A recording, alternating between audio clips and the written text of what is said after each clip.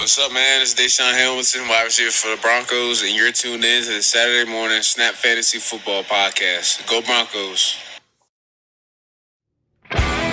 Welcome to another episode of the Saturday Morning Snap Fantasy Football Podcast, the show that brings you weekly news and advice at the beginning of every weekend. Introducing first, your co-hosts, Mac, Mark, Scott, and Landon.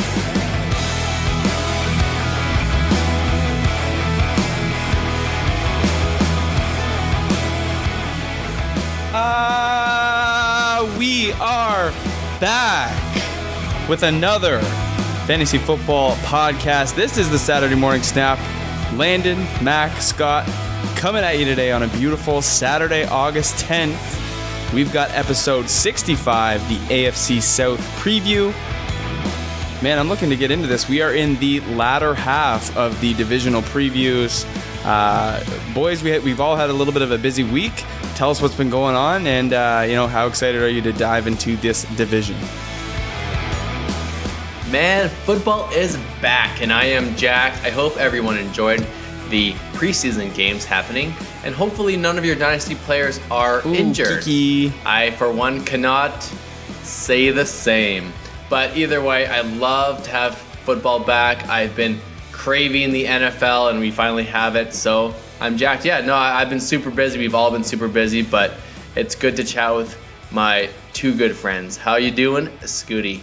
What's up, gentlemen? I am doing great, and you know what? Say what you want about the preseason, but it is just so nice to see the players you've been reading about and talking about and debating about just getting out there, getting loose, and yes, hopefully staying healthy, because with football also comes some of your dark horses just going down in preseason week one. The NFL is back, baby. Oh, here we go. Scotty, did you draft Daniel Jones in that rookie draft? I did. My boy, Mac's boy. He looks great. He's got a touchdown already. You're probably leading the way right now. Scotty's gonna win some preseason money. David Montgomery scored as well. He did. Oh, did he? Punched in a 4-yard touchdown. Love it. So listen, wherever you guys are, however you may be listening, the three of us want to thank you for making us a part of your day. Like I said, it's been a longer week. Luckily I didn't have to miss any episodes. I know we're without Mark right now. He's over across the pond in Europe. So shout out to Mark. We're thinking about you, pal. But yeah, I had a long drive out. I played in the Canadian Amateur Championship in Nova Scotia, Halifax to be specific, this week. So I listened to a lot of podcasts. How far was that drive, Mackie? 17 hours each way. So yeah, your boy spent some time in the car, listened to a lot of podcasts, talked on the phone with a lot of people just to pass some time. But throughout the whole thing, I came back with a pretty funny story, and it's not football related. It's a golf story, but it's worth the tell. So I got paired with this guy from Yellowknife. And so Yellowknife only has, for those of you that play golf, they only have one rated course in the entire province. And in order to play in, provincial or national tournaments, you have to have a handicap. And so if you want to play those tournaments, you have to play this golf course in order to get a handicap. So the Yellowknife Golf Club is an all sand golf course, except for the greens. They are artificial turf. So you tee off, and the ball goes splash into the sand, and then you go and you put down your little hitting mat, artificial turf, within 6 inches of where your ball finished, and you hit again. And wow, that's amazing. I said, bullshit, man. I don't believe you. And so I went and checked, and sure enough, this is legit. So we just got to chit-chatting, me and this guy, great guy too, by the way. We just got chit-chatting, and he's like, yeah, man, so excited to be here and play on grass. He's like, and then we went to the links at Brunello for our first practice round, and I get out to the range, and it's a mat driving range. This poor guy. No. Yeah, this poor guy. But yeah, like I just couldn't. So this guy's playing in like a national championship, and he hasn't played on grass the whole summer. And you meet a lot of good people when you're traveling, and obviously this guy's from a northern. Like if anyone's not familiar with the geography of Canada, Yellowknife is up there. It's up by Alaska. It's a ways up. They don't. It's that, exactly. And no, if you're an American listener, no, Alaska is not south of Texas or California. It's not an island. It's actually it's attached to Canada. And it's very cold. 2 months of golf up there. Scotty, do you have any good stories for us going into tonight's episode? Good stories. This is the only part of the episode my mom listens to, so this is why she stops when we start talking about football. Kelly. She wants to get filled in on the happening life of Scott. Just really busy making some pretty terrible television these days. But nothing too dramatic to come out of there, except for Wakefield starting to lose his mind now that the Texans season is approaching, and he's convinced they're just going to be all-time terrible this season, which we'll talk about a little bit later in the episode. Oh, he'll get the full preview now. Oh, yeah. And so, Mac, tell the listeners, they may have seen in our Twitter, Instagram, what we have going on. Yeah, so we've got some, I guess you can call it some preseason action for you guys that have been following us on social media. If you haven't and you just listened to the podcast, we are doing a giveaway. So we are giving away one copy of Madden 20. It has your boy Pat Mahomes on the cover. And yes, sir. This contest spreads across Facebook, Twitter, Instagram. So whatever platform that you are following us on, the details are there. You can go and do the Twitter, Instagram, Facebook. Give yourself the most chance to sort of get in the contest. You can reach us at SMS_fantasy on all social media platforms. Basically, the way that it works, I'll just use Twitter as an example. You get an entry for following us if you're not already. You get another one for liking and retweeting.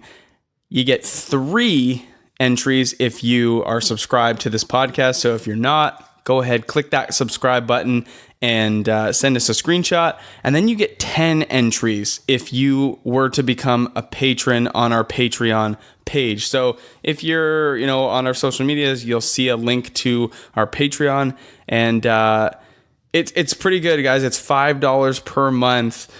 We're giving you guys, updated rankings going into the year for a variety of different scoring formats, auction, cheat sheets.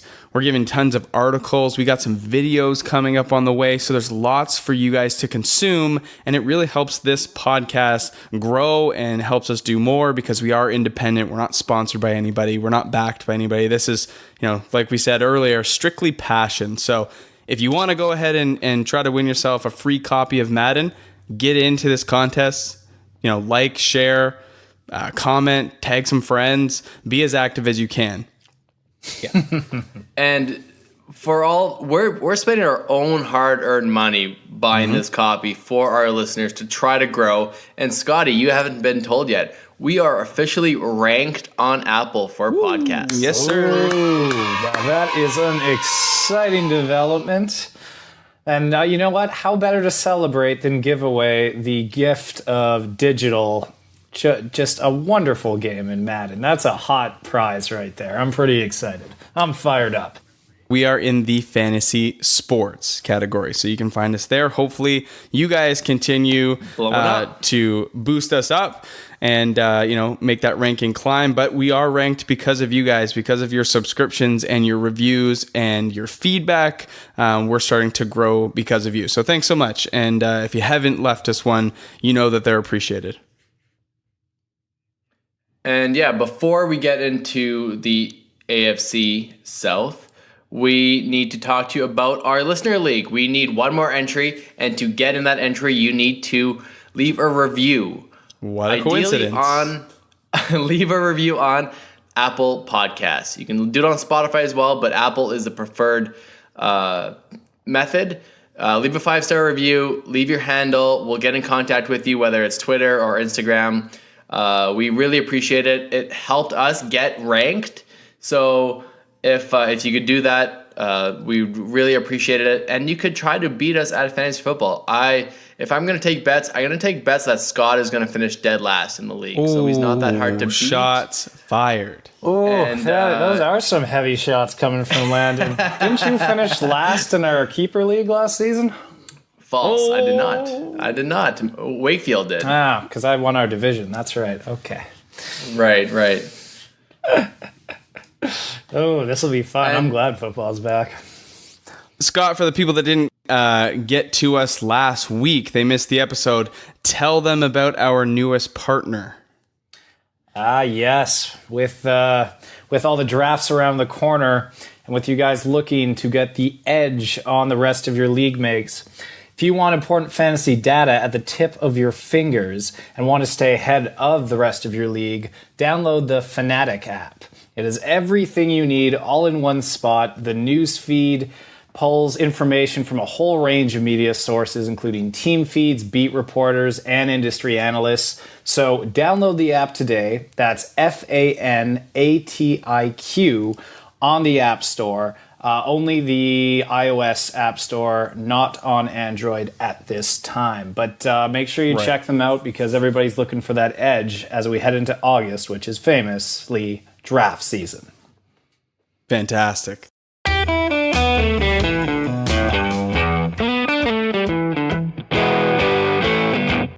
All right, we've got some news here to go through. The biggest one right now is Duke Johnson was traded to the Texans after the Texans had got ahead and cut Deonta Foreman. So the Deonta Foreman cut at the time was, I think to some, very shocking because they sort of saw him as maybe the next, the heir to the throne.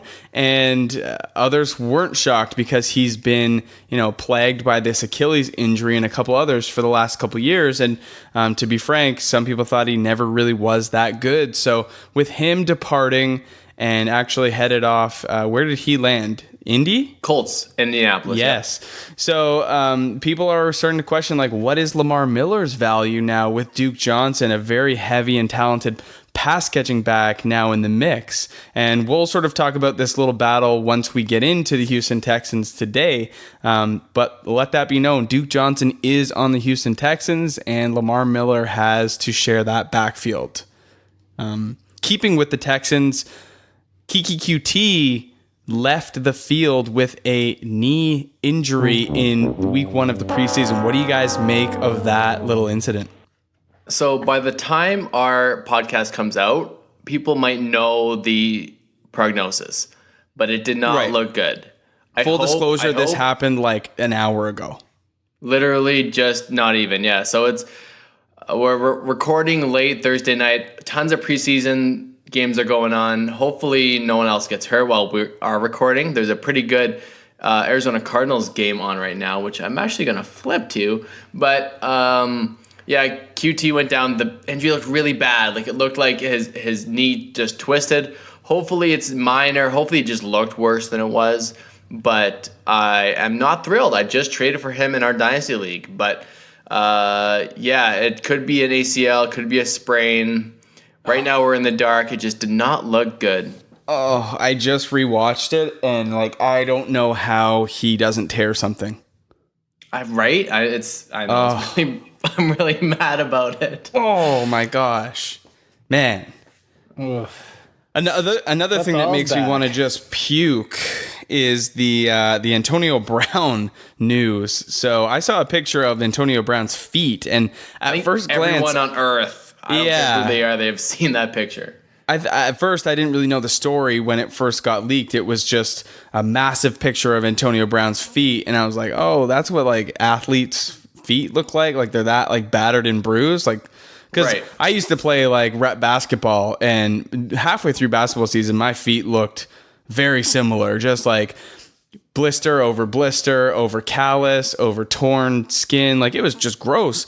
But then I read the caption that went with the picture. I was like, Antonio Brown went to have cryotherapy and didn't wear the proper shoes and got frostbite, 2nd-degree frostbite. So What? Now, that's not confirmed, and if I was Gruden or anyone in the Raiders organization, I would not confirm that either. That's a pretty dumb thing to happen, that your star player didn't use proper footwear for protection, right? But how else are you going to get frostbite in July or August in Oakland, California? Well, yeah, we're thinking it's drunk frostbite. Scenario can you concoct where that happens? Yeah, no. So, like, I'm with you. It's not really confirmed because no one's really spoken about it. And all you've seen in the, did you guys watch the HBO series? Knocks? I meant to watch that tonight. I'm gonna watch that tonight.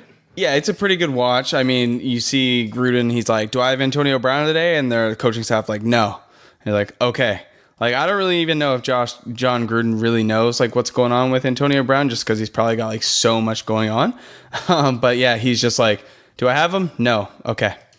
So I don't know. Social media still tells one story, and we haven't really got any more information from like a reliable source. So I guess we'll leave it at that. But I guess it doesn't really look good for Antonio Brown right now. From what I've sort of found on the internet for second-degree frostbite, it is a lengthy recovery, and people have said that Antonio Brown was having trouble even walking at this point in time. So. Yeah, I don't know. It's dicey for sure. Well, keep up to date on this. If he hasn't practiced or played, that's a red flag. And he's almost like a do not draft kind of guy, even though it is Antonio Brown. But I mean, if he were to miss, the timeline that they're saying is like 2 months for a second-degree frostbite, full recovery. So let's say he misses 6 weeks from now. That puts him to week 3. He could come back. So if he missed 2 games, we'll do that adjustment in our rankings and try to give you a little bit better of a forecast. But I don't know. It's for right now. It's just a situation you got to monitor, and hopefully you don't draft for another couple weeks.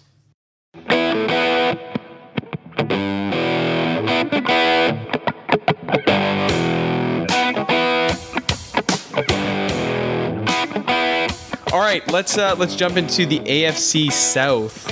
We've got the Houston Texans, the Jacksonville Jaguars, the Tennessee Titans, and the Indianapolis Colts. I want to start with potentially the best team in the AFC. That's going to be the Indianapolis Colts for me. Oh, I thought you were going Texans. No, we are going with the Indianapolis Colts. I love the Colts. They are one of my favorites to win this division, win this conference, and knock off the Patriots, represent the AFC in the Super Bowl. I think it is very probable this year. Now, there are some doubts right now with quarterback, captain of the ship, Andrew Luck. Landon, what do you know about Andrew Luck and his health right now? It's a calf injury, and at least it's not a shoulder. That's correct. I guess the light at the end of the tunnel that the Colts have a history of not rushing Andrew Luck back. So they're going to be very careful with him. And last year it paid off, and he was a top 10 excellent quarterback, led the Colts back. Without Andrew Luck, that team is so bad. It's a really, really bad team. So the success of the Colts and the success of all of their fantasy players relies on the shoulders and that throwing arm of Mr. Luck. They're saying that he is expected back for week 1.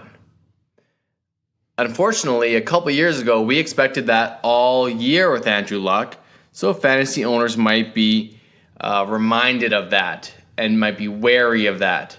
So he's going in the 6th round, and he's a guy right now I'm not gonna take at that ADP until I see him on the field or see his as a starting quarterback for week 1. If he's in, man,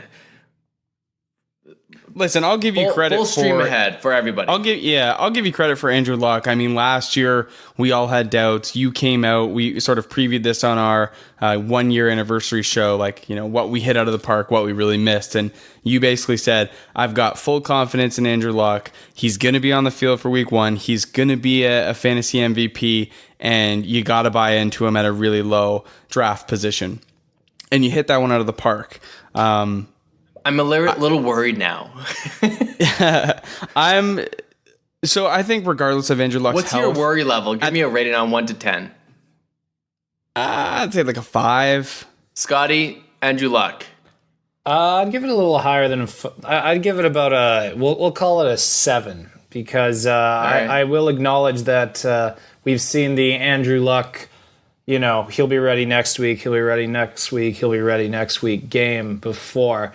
But like Max says, I mean, the thing is, I don't think he's going to drop as far as people might think, because if he does come back even week 2, and you're right, once he's in, it's a locked and loaded offense, and outside of Rodgers and maybe Mayfield, there's not that many other quarterbacks you'd rather have week to week. Yeah, I mean, if it were to be a re-aggravated shoulder, or, you know, right, he wasn't able to throw a football, I would be completely hands off. But it's just a calf injury. It's not the end of the world. And when you look at this team, how deep they are at running back, how stocked they are at wide receiver and tight end, like, having any piece of this team is fantastic, let alone having Andrew Luck, the guy that's going to facilitate the ball to all of these, you know, fantastic weapons. So I'm okay with Andrew Luck. The only thing I don't like, healthy or not, his ADP is sort of a sticky spot for me. If I wanted to spend up at quarterback, I'm going to go probably a half a round earlier and go Aaron Rodgers. 602 is down from where he was going. He was going actually ahead of Rodgers in the back of the 4th, ahead of Mahomes. I don't know. Andrew Luck's just probably a guy I won't have on any of my teams, because I just don't like his draft, price right now. I guess the best way to put it. So yeah, I would be out on Andrew Luck, but I do like him. I do. My sweet spot for quarterbacks is round 10 or later. You can really get some good values. I know Scott's not a big fan of Jameis Winston, but we know he's got quarterback 1 upside. And if you have to draft or drop him or stream other guys against better defenses, you can do that. If you have Andrew Luck in the 6th round, you have no choice but to start him. Even if they're playing the Jags, even if they're playing the Bears, you have to start him. And I just don't feel comfortable doing that. I'd rather go elsewhere. And even, I mean, Nick Foles is gross, but he's a streamable asset. So, yeah, I tend to agree with you, Mac. I'm not going to really take Andrew Luck at that early 6th round price. The one spot in this team I want to talk about is the running back core. So we've got Marlon Mack as the lead back, probably going to be the guy that is the bell cow, 3 down potentially guy. And then you've got Nyheim Hines and Jordan Wilkins, both 2, pretty proven pass catchers, both rookies last year, so sophomores this year. I think Nyheim Hines has much more of an established role than Jordan Wilkins. But now we've got Deonta Foreman in the mix. So I guess Landon or Scott, whoever wants to jump on this, where do you guys see Deonta Foreman in this offense, or do you see him sort of just being an insurance policy should anything happen? If I'm going to grab that one, I personally am probably going to leave Foreman alone just because of how much talent there already is in that backfield. If you look at the past few seasons, I think it's Marlon Mack's backfield for sure, but at any given point over the past few seasons, Hines has shown enough glimpses that I think he could at least take away enough of a share from Marlon Mack that even throwing Foreman in the mix, I don't think outside of Marlon Mack, there's really enough of a case to be made for any of the other running backs as fantasy relevant in my mind, just because I think Marlon Mack will get the lion's share. Yeah. Marlon Mack has been kind of crapped on because he's not much of a pass catcher. But that's why Nyheim Hines is in the backfield. He's a very situational back. I like Nyheim Hines, and if you're in a PPR league, Hines, I think, is a good option. He's kind of what Duke Johnson used to be a few years ago. And kind of like a Tevin Coleman a few years ago, where he will spell him and also stay in because he produces when he's on the field. As for Wilkins, I think he's more of just a handcuff to Mac. He's not a very good pass catcher, I don't think. At least he hasn't shown it anyways. And Mac is interesting. Mac, if he's on a high-powered offense, he's going to get the opportunities because they're going to be in the red zone so much. I just wish if I saw him catch the ball more, I'd be way more in on Mac, rather like over a guy like Aaron Jones. Very similar, just Aaron Jones has more of an opportunity to catch the ball. And in an Andrew Luck-led offense, you want a 3-down back that will do it all. So I don't know if any of these guys are long-term players. They could draft a do-it-all back next year. But as for now, it's tough to really be all in on one guy, in my opinion. The biggest thing that I'm contemplating right now is, what do I do with T.Y. Hilton? T.Y. Hilton's been great for fantasy, but we've seen what he is without Andrew Luck, and it's not much. Right now, he's being drafted as the wide receiver 11 at the 302. So it's tough. I think that T.Y. Hilton, if there's no Andrew Luck, for whatever reason, he is going to be worth much less. We have right now ranked way lower than what he's being drafted at. We have him at the wide receiver 21. That's really I just look low. back. Yeah, it's low. I look back to the year with Jacoby Brissett and a couple other quarterbacks that sort of filled in. That was the 2017 season. So weeks 1 through 16, because we don't count week 17. T.Y. Hilton finished as the wide receiver 24 with 144 fantasy points over 15 games. If you compare that to last season with a healthy Andrew Luck, T.Y. Hilton only played 13 games and had 194 fantasy points. That's 13th. So basically added 50 points, played 2 fewer games, and was a fringe wide receiver 1. So I think if Andrew Luck is in the mix and is healthy, I have full confidence in drafting T.Y. Hilton where his average draft position is right now. If Andrew Luck's health is in question, I'm probably just gonna stay away. And people will draft T.Y. Hilton because he's a household name, but I'm off. He only had 76 receptions last year for over 1,200 yards. So yeah, he makes his hay on the yardage and the long playability. He doesn't get a lot of touchdowns typically, and you're right. That's exactly why if Andrew Luck's not there, he's almost useless. He's a boom bust guy that he can make a few plays that will get in and be long, but he's not getting the quality of the targets if it's not from one of the best quarterbacks in the league. So with that, it's really tough. So now with just a little question mark with Andrew Luck's health and whether he plays all the games, hopefully it's not a recurring or an injury that lasts all year. Just with that, I think he drops down in my rankings. I know he's pretty low already. We'll fix the rankings as they come and as more information comes. But yeah, I think he's kind of just a too big of a boom bust guy for me. And I'll close this out with the tight end situation between Eric Ebron and Jack Doyle. To me, Eric Ebron, I don't like, paying up for a tight end in the 7th round. If I'm going to pay up for tight end, it's going to be, around round 4 or 5, and I'm going to get one of the top tier elite level tight ends that are more like wide receivers. And so when you've got Jack Doyle back in the mix, Eric Ebron now has to share targets and time and snaps with another player who's arguably quite good. So Jack Doyle's value, 1311, he's basically going undrafted. Eric Ebron, 704. Potentially they could be very close in terms of fantasy output at the end of the year. So if Andrew Luck is healthy, he could sustain 2 tight ends. We've seen it in the past. It could happen in the future. So the Coles Notes version of this team, if Andrew Luck is healthy, ready to go for week 1, it's full steam ahead, green light, keep your foot on the gas. If Andrew Luck is within question, it's a caution.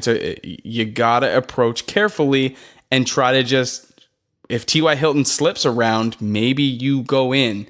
But I wouldn't pay full pop for T.Y. Hilton or any of these other guys if Andrew Luck is indeed not on the field. Let's go to the second best team in this division, in my personal opinion. That's the Houston Texans. Some major changes happening with that team right now. Getting rid of Deonta Foreman, replacing him with perennial pass-catching running back Duke Johnson from the Cleveland Browns. Man, what a change. A lot of things have been said about Lamar Miller. A lot of people talking about his value in the back of the 5th round, how good he could be this year with a backfield to himself, and along comes Duke Johnson. So, Landon, you are the resident Duke Johnson lover in this camp. Why don't you go ahead and give us a little insight as to what this backfield could look like with Duke Johnson in the mix? I guess the bar is pretty low to be the resident Duke Johnson lover, but I'll Someone's do my best love here. So, Dorsey did a really good job getting a 4th, possibly 3rd round pick for Duke Johnson, a veteran running back who is one of the best pass catching running backs in the league. He's played on a bad team his whole career. He's had the Crow Show, Isaiah Crowell. He's had a mix of other running backs that have been with him, yet he seems to always produce. Mm-hmm. This is an interesting setup now. It happened today, and it's hard to digest what the opportunity is. I think he carries back end or running back 2-3 upside with boom weeks. If you're in a PPR league, I think his value jumps up. If you own him in Dynasty, I would sell Duke Johnson. You probably have him for nothing. You probably got him off the waiver wire or got him in the last round. He was in a wasteland. No one wanted Duke Johnson. He requested a trade, and the Browns didn't want to trade him. Until they were offered a 4th, maybe 3rd round pick. Of course you trade Duke Johnson. You've got Nick Chubb and Kareem Hunt in your backfield. Way to go, Browns. Keep killing it. I think I'm gonna ditch the Vikings and be a Browns fan. Man, it's come on. The bandwagon's full, buddy. I know. But yeah, well, it's it'll be interesting to see. Right now, he's going in the 14th round, or he was, but his draft stock is gonna skyrocket. It's gonna take off completely. My estimate is if he's gonna go in the 7th round. Ew. That is my bold prediction. I think it'll be more like 10th round Duke Johnson. I'll try to keep us grounded here. Duke Johnson's no more than a flex play. He's not going to be somebody that you put in your RB2 or if you play in an RB3 league, you're not going to be putting him in those positions because the volume's just not there. He's not the between the tackles guy like Lamar Miller is. If QT is out, QT is out half the season, holy man, the Duke hype is going to be crazy. That's a fair point. I'm gonna play devil's advocates to Landon's enthusiasm. I think in this offense, I still don't see Duke Johnson being anything more than like a bye week relief flex play, and I'll stand by saying that. So the 7th round would be aggressively high in my opinion. I'll make a quick point. Hopkins and Watson, we have both ranked as 2 of their respective positions. I think they could easily be 1. Like, I think Deshaun Watson could be the quarterback 1, and easily Hopkins can be the wide receiver 1. So we really don't need to talk about them that much. Hopkins is amazing. If you want to take him middle of the 1st round, yeah, do it. I don't care. I see the same narrative with Hopkins and Watson as I do with Rodgers and Adams. Sure, that's fair. Scotty, we don't know the future of QT right now. What do you think about Will Fuller and the tight ends? Are you kind of just hands off? I know maybe you're bought into Wakefield's narrative that Houston Texans aren't going to be as good as everyone thinks. Is Will Fuller too injury prone? Give us a little bit of insight quick until we jump into the next team. Well, Will Fuller is definitely injury prone. But as we just saw, if Keke is down for the whole season, I am much more likely now to take at least a flyer on Fuller because Deshaun Watson needs to throw the ball to somebody. We know Hopkins is going to be locked and loaded, but he will get the double coverage. He always gets double covered these days, which means the guy on the other side of the field from him has a lot of potential to put up some actual fantasy numbers. So I'd say that Keke's unfortunate injury may have just given Fuller a big bump in the ADP. As far as the tight ends go, I probably will go hands off with both the options there. I really think that kind of the second wide receiver to DeAndre Hopkins is really the only person I'd target in this offense. And obviously Hopkins if I can get him, and Watson if I can get him. Lamar Miller, he's going pretty. I don't know. Even 5 is too high for is too rich for my blood with Miller in the backfield. So those would be my only targets. But Will Fuller is more attractive at this point than he's been in a long time because they need somebody on the other side to be catching the ball. Is there any tight end worth rostering on this team? I don't think so. I don't believe so. Same. Let's move on. Let's go to the Jacksonville Jaguars. So some changes on this team. The Jags went out and got Nick Foles from the Eagles. That's an interesting play in my opinion. We have a Leonard Fournette back in the mix. It looks to be healthy and ready to go for week 1 as of right now. The Jags, not knowing Leonard Fournette's health at the time, went out and drafted themselves a pretty solid insurance policy in Raquel Armstead. And then we've got Dede Westbrook, Keelan Cole, Marquise Lee in that wide receiving core, which we'll talk about a little bit. I think it's kind of a funny one. And then we've got Jeff Swain at tight end. So why don't we start at the running back position?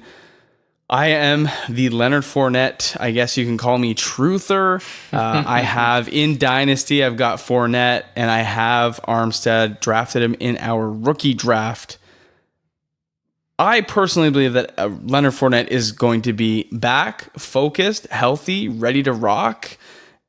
Raquel Armstead won't have a role in this offense this year unless something happens to Leonard Fournette, whether it be personal or injury. I think Leonard Fournette's back. I think he means business. And some reports have come out that in John DeFilippo's new offense, Leonard Fournette's going to see a hell of a lot more pass catching work. And I think if he does see a remote bump in involvement in the passing game, he's going to be worth more. We've seen it. Running backs that are involved in the passing game are worth exponentially more than, one-dimensional running backs.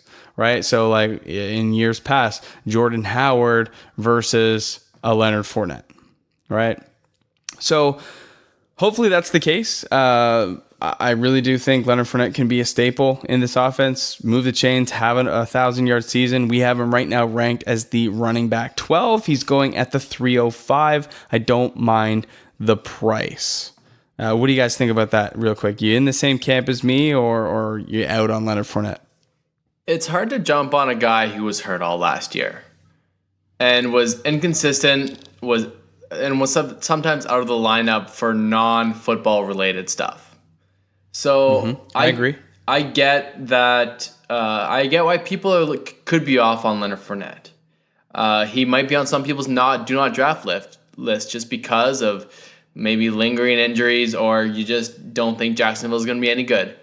But I tend to think that there is upside. I was super in on Fournette. I think they upgraded their offensive line last year. I thought he was going to be an absolute stud.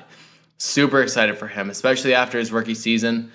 And obviously it didn't work out, but I think this year is where he does come around. And I think he does give back on his draft cost this year. I think I'm in on Fournette again this year.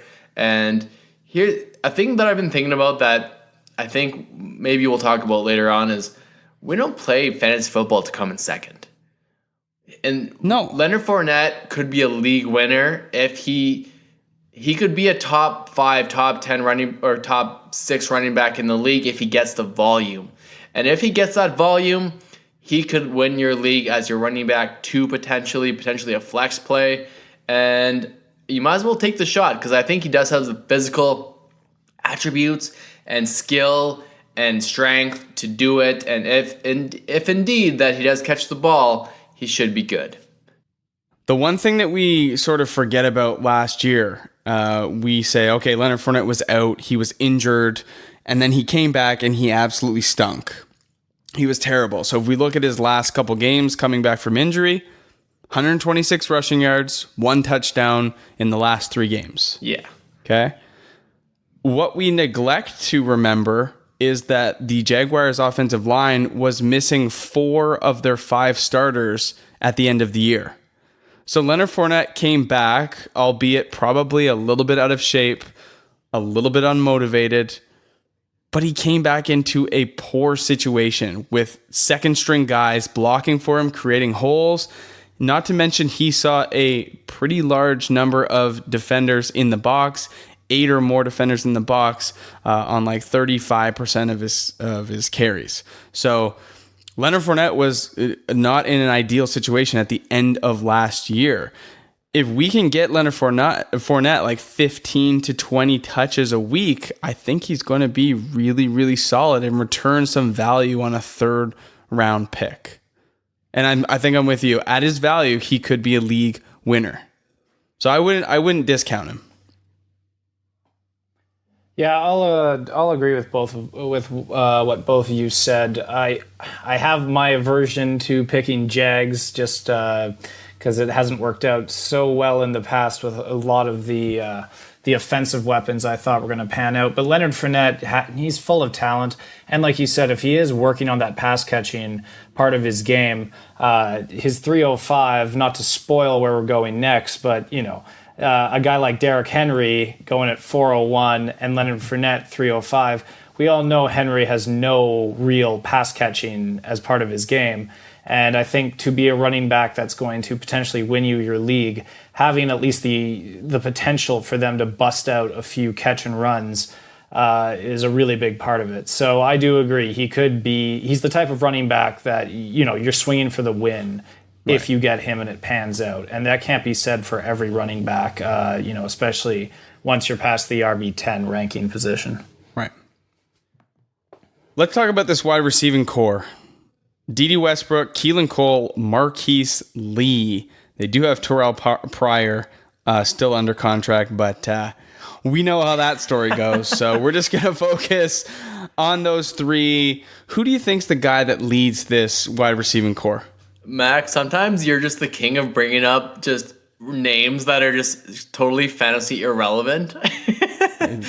I got you. I got that. Dede Westbrook's the only one being drafted right now. I think he's the only one I would draft. Now, Keelan Cole last year was supposed to be the wide receiver 1. However, it didn't work out. Dede is the big play guy. That's kind of all you need to can afford to go for in a Nick Foles-led offense. And plus a run-first offense if Fournette is healthy. So I do like Westbrook a lot. I do look for him in the mid-9th round. So he's definitely going to be on a lot of my teams, surprisingly. What about you guys? I'm still interested in DJ Chark. I know he had a terrible rookie season, but I do like what his frame brings to the table. I like his athleticism. He's a freak. He might be worth a long shot. Not in redraft, but if you're still in Dynasty, he might be worth a stash. I find this wide receiving core very confusing and problematic because I'm with you, Landon. I see Dede Westbrook as the guy to own in this wide receiving core.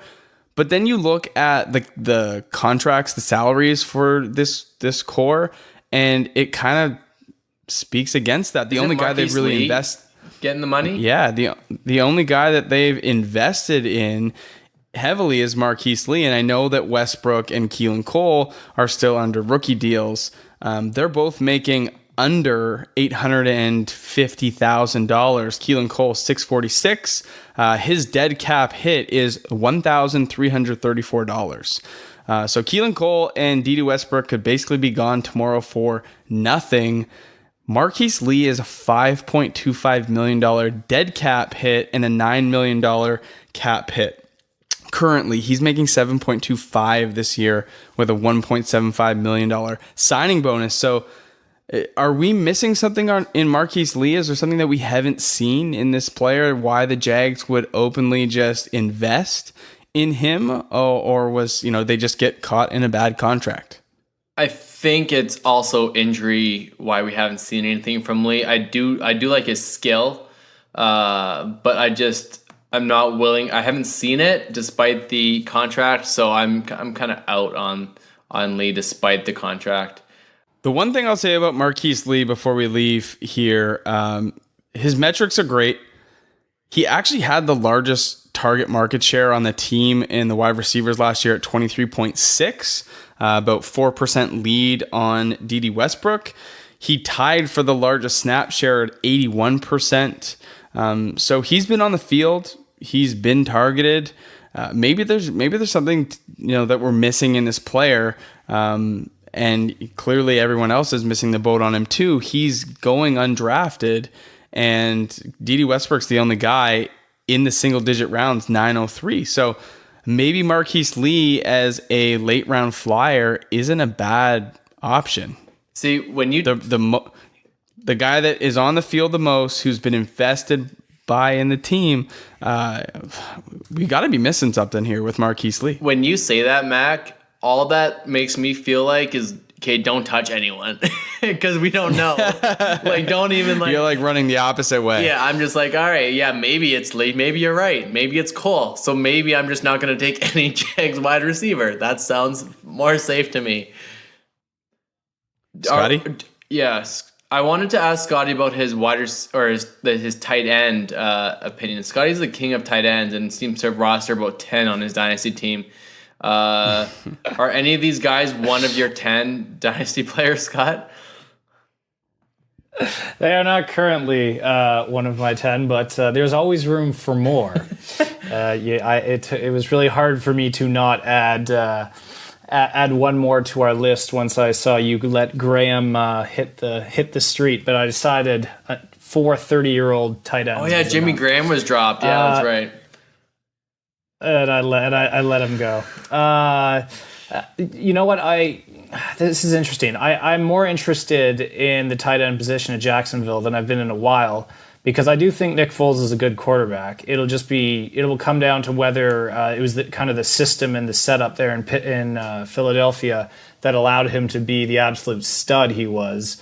But I guess if I was going to go for one, Josh Oliver, maybe as a flyer or something, just a real dark horse pick, because most of Jacksonville's offense I usually stick away from.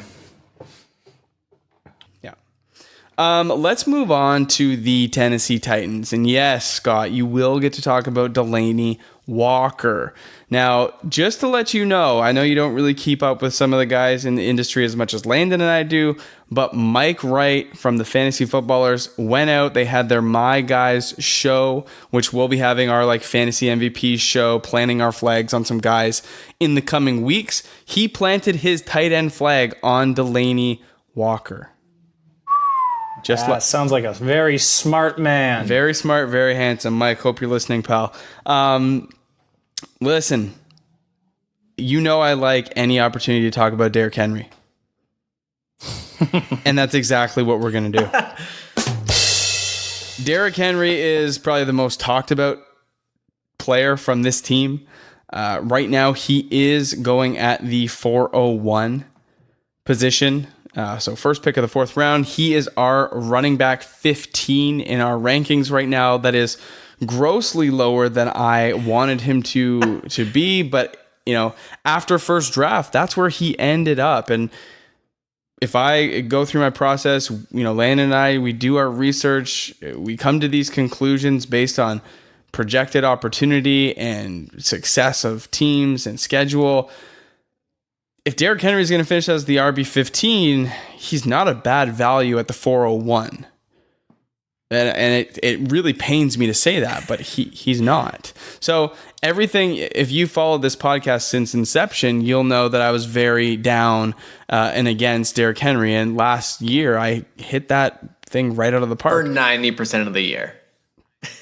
Okay, for 90% of the year. The thing is, if you started Derrick Henry, if you paid, second, third round price for him, you started him every week, you didn't make the playoffs. So you didn't get to reap the rewards of him going off in weeks 13, 14, 15. Okay. Here's something that we can talk about Derrick Henry, and that is the pacing in which he played in, like you said, landed a very small percentage of the season versus a large percentage of the season. So he wasn't getting volume, really, like to the point that he got in the last little bit. But it was obscene how much, if you were to extrapolate that.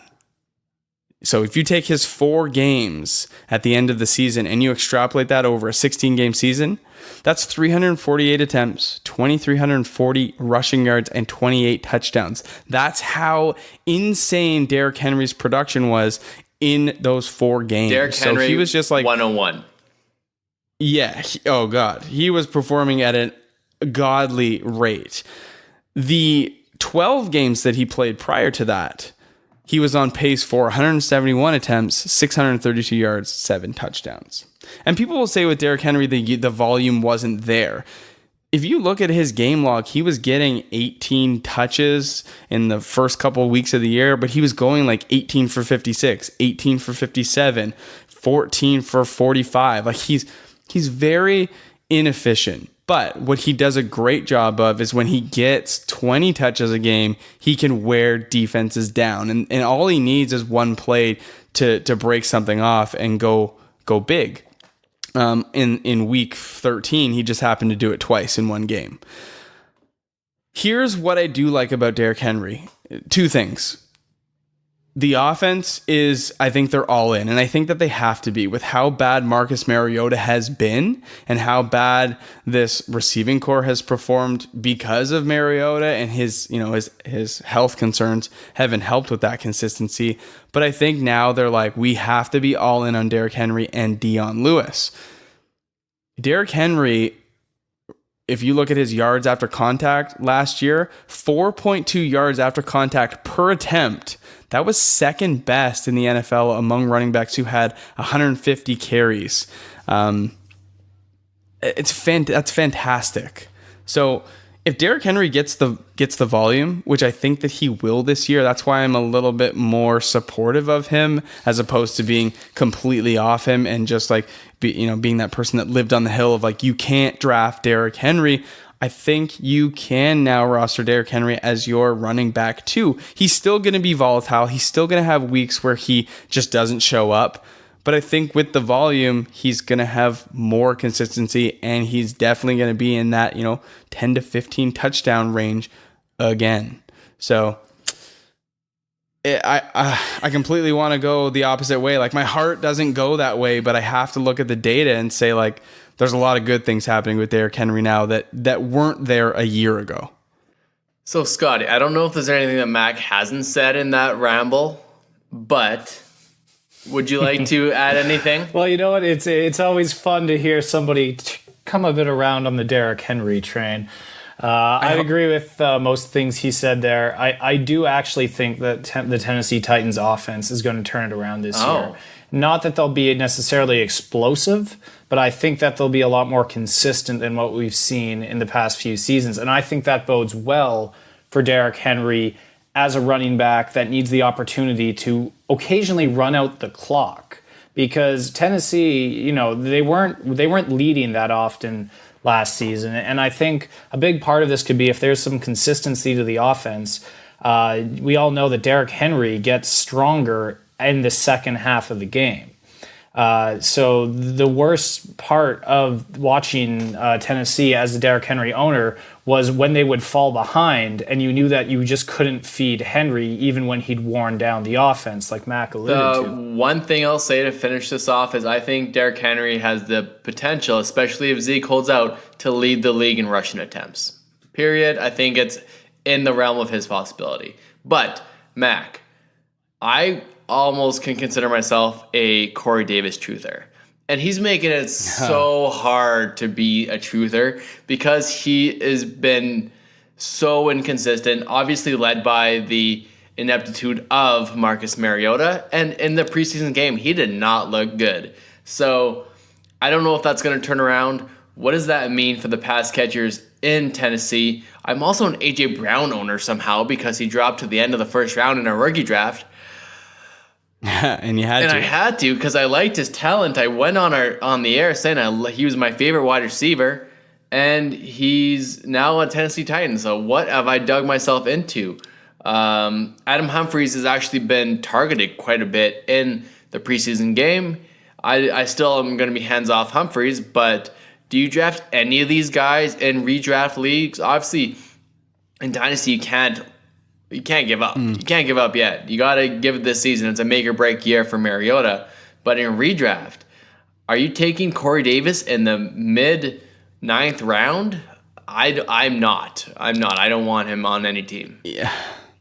The only thing that I really know from that question that you just asked me is that hands off Humphries is going to be a nickname that sticks. Hey. All right.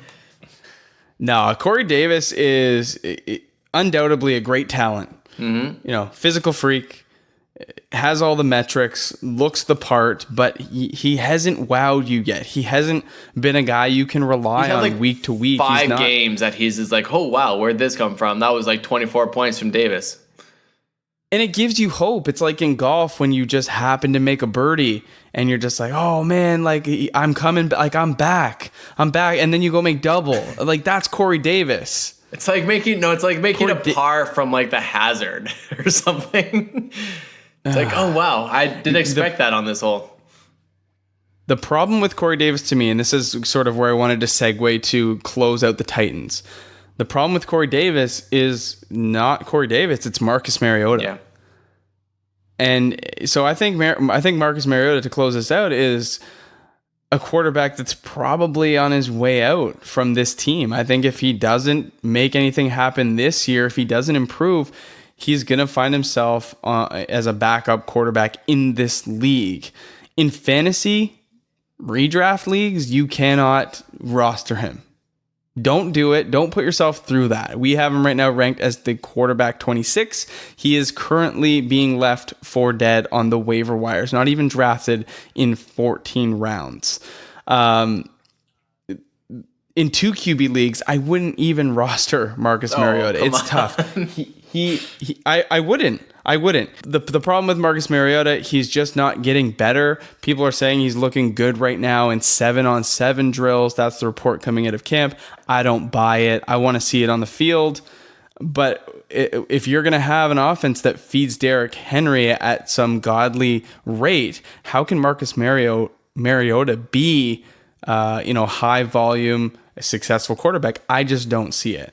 And bold prediction, Marcus Mariota, this is his last season in the league as a starter. I think he's done after this year. Yep, there's some really excellent quarterbacks coming out of college that are supposed to be even better than Kyler Murray. And if you're still listening and watched the Cardinals game, Kyler Murray went 100% on completions and looked amazing, by the way. Yeah. Oh. If Marcus Mariota is to do anything fantasy, if he's to do anything fantasy relevant, it's going to be because Delaney Walker gives him a safety blanket. It could happen. But so you're saying another problem with there's a chance. Yeah. Listen, I know this is a little bit of a longer one. We kind of dilly-dallied and talked some extra stuff. This might be one of the few episodes we do that get edited a bunch, so we'll see what comes to you. But listen, thanks for hanging around with us. If you're still here, make sure you go ahead and leave us a rating and a review on Apple Podcasts or Spotify, wherever you listen. Leave your handle in that post if you're going to do it in the next month and you want that last spot in the Listener League. We would really appreciate it if you went and did that. And we're looking forward to kicking some serious ass in this Listener League. It's, the chat on our Sleeper channel is getting pretty talkative. People are talking trash. I love it. It's great. Can't wait to get this thing on the road. And, we're waiting for that last listener. So, as always, thanks for kicking it with us. And we will see you next week when we take on the NFC South. Going to be an unbelievable division to talk. And I'm really, really hopeful for a good episode. So, thanks again. And we'll see you guys next week. Have a good weekend. Peace. See ya. Bye. Thanks for listening to another episode of the Saturday Morning Snap Fantasy Football Podcast. Follow us on Twitter at SMS_fantasy. Support this independent podcast at patreon.com/SaturdayMorningSnap.